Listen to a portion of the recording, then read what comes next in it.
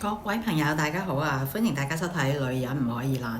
咁之前咧就講過咧，我買咗呢個韓國牌子 嘅 Eye Rejuve 嘅眼部美容儀。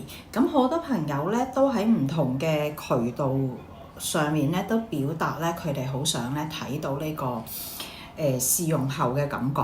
咁我今日咧就趕及咧喺馬年大年初一之前咧就拍呢條片，就介紹翻呢個美容儀同埋我用咗之後嘅感覺俾大家聽。咁簡單嚟講啦，呢個係一個韓國品牌嘅眼部嘅美容儀啦。咁佢咧個樣咧就係咁樣嘅，好似一個眼。又唔係眼鏡，佢覆蓋唔到牙上邊嘅位置嘅，係喺眼周呢個位置啦。裡面咧個盒裡面咧係有啲乜嘢咧？除咗部美容儀之外咧，佢有說明書啦，有叉電線啦，同埋咧有呢個咧係一條帶咧可以俾你咧綁住咧喺個眼鏡後面咧，以防有啲人即係未必個位合適啦，就會上落嚟啦。咁事不宜遲啦，我哋好快咁樣簡單咁講下呢部美容儀係點樣嘅咧？咁頭先都講過啦，佢係喺黑眼圈呢個位置到眼周呢個位置嘅。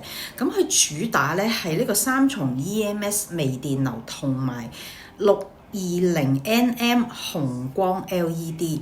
咁紅光大家都知道啦，係主要係刺激呢個膠原蛋白增生啦。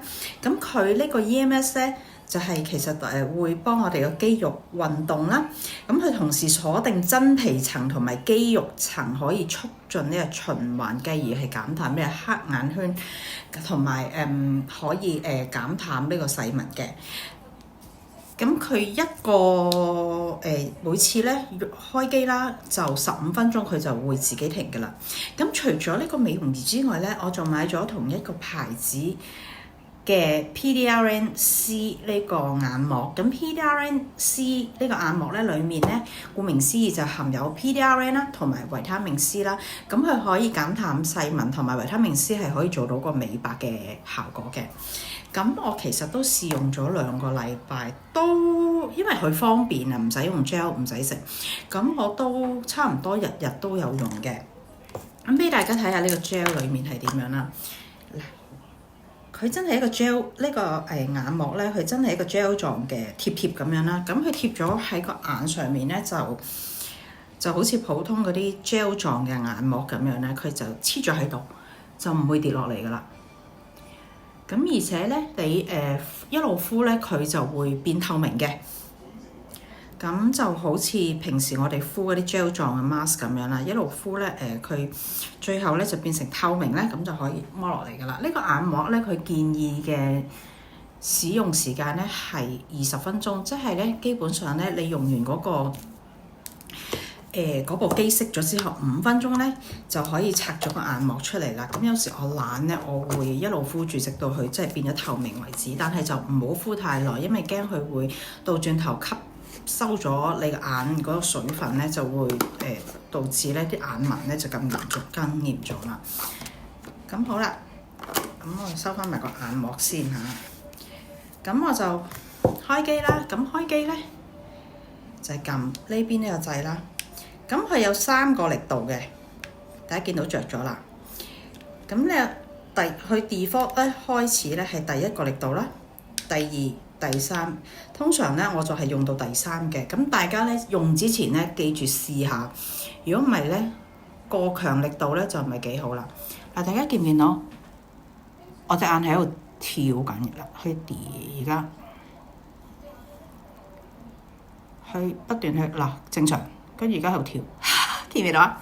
咁好啦，隔一陣15分鐘之後俾大家睇下有冇咩神奇效果啦。好啦，大家幫我睇下隻眼有冇唔同到啦。咁要提翻啦，點解我咁樣黐個眼膜咧？其實咧佢嗰個建議係咁樣敷嘅。點解我會調轉嚟敷咧？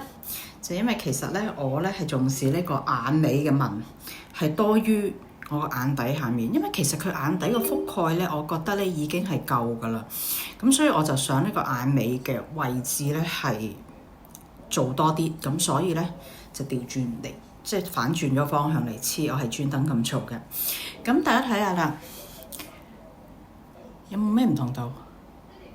其實即時嚟講咧，係唔會有咩特別大分別嘅。咁講下我用咗2個禮拜啦，我自己感覺係點咧？因為好幸運地啦，我咧對眼咧本身個就冇咩太大嘅問題。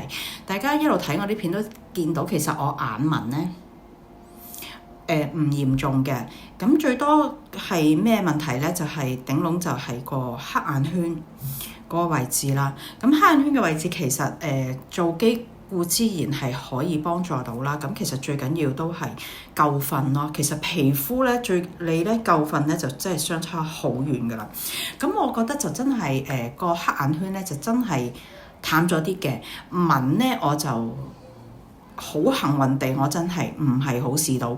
我暫時而家咧都係想延緩呢個老化嘅啫。咁我仲未至於好彩地未至於話出到眼紋，因為其實眼紋出咗咧，你要逆轉咧就比較難嘅。咁所以我一直咧呢起碼20年咧都好努力咁咧搽眼霜啊、眼精華咁樣嘅，所以都還好嘅。咁但係講翻啦，咁呢部機其實值唔值得買咧？我覺得可以嘅，因為佢好方便，佢咁樣咧就真係可以咧帶住咧嗱，我就好啱嘅個位。點揈都揈唔甩嘅，你真係可以帶住佢，跟住睇電視啊，做各樣嘢都得，完全唔影響嘅。15分鐘唔係耐。咁佢個插電位咧係 USB-C 嘅口啦，咁變咗就好方便啦，唔需要特別係要用翻佢嘅專用插電器。點解好似講得好快？咁好簡單嚟講咧，就呢部機值唔值得買咧？咁而家好似減緊價，不過好似成日都話減緊價嘅。